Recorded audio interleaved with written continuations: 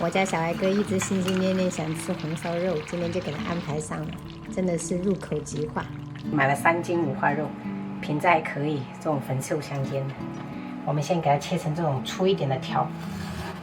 买的时候那个老板已经帮我们把猪皮给它烧掉了，所以等一下直接焯水就可以了。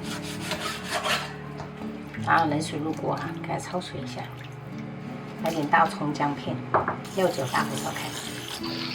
另外一个锅我们就来炒糖色，准备50克的冰糖，然后加入少量的清水，然后我们小火炒啊。其实熬糖色可以用白糖，也可以用冰糖，但是我觉得用冰糖做出来的不甜腻。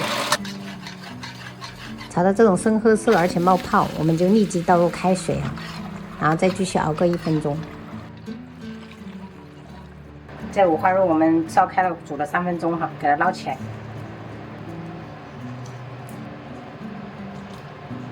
然后用热水给它冲洗一下。我都能想象我大哥看到我炖这个红烧肉露出的笑脸。把五花肉稍微给它改刀一下哈，大小就是这种小长条形。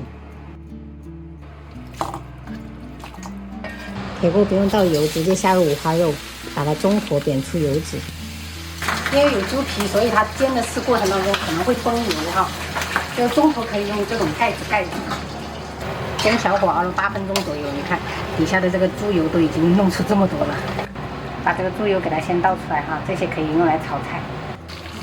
准备一些香薰料，我打在屏幕上哈，然后加入味极鲜酱油，再来一些老抽上色，然后再来少许的蚝油，加入1勺盐调味，然后少许的鸡精或者味精，我们给它翻炒出酱香味。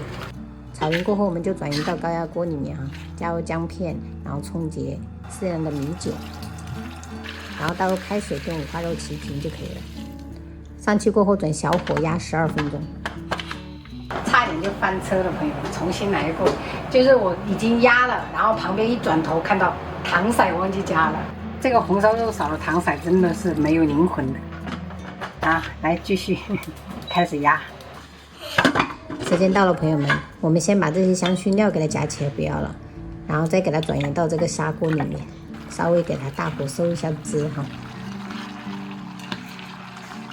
在收汁的时候，这个颜色就慢慢的上来了，好漂亮！哇，是不是你爱的红烧肉？嗯，我就是下次说的就是这个红烧肉。我知道。收到底下这些汤汁都变浓稠了哈，这颜色真的非常的漂亮，像这样子就可以了。现在我们撒点葱花点缀。他流口水了，我老大。色泽很诱人的红烧肉，可以试做一下哈。今天还做了一个麻婆豆腐，加了一点肉末、牛肉末。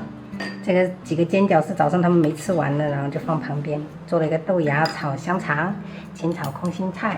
因为空心菜我们冰箱我婆婆拿过来就剩这么一点了，所以就炒一炒。清冰箱的一天，开吃。香的嘞！哦，吃了之后入口即化呀。试一下。吃破就忘。慢慢开。妈妈，饭煮的多吗？很多。姐姐盛的，她看到了。有个体测肯定饿得快，多吃点啊。我忍住了放毒，你居然没有忍住。给他们看一看。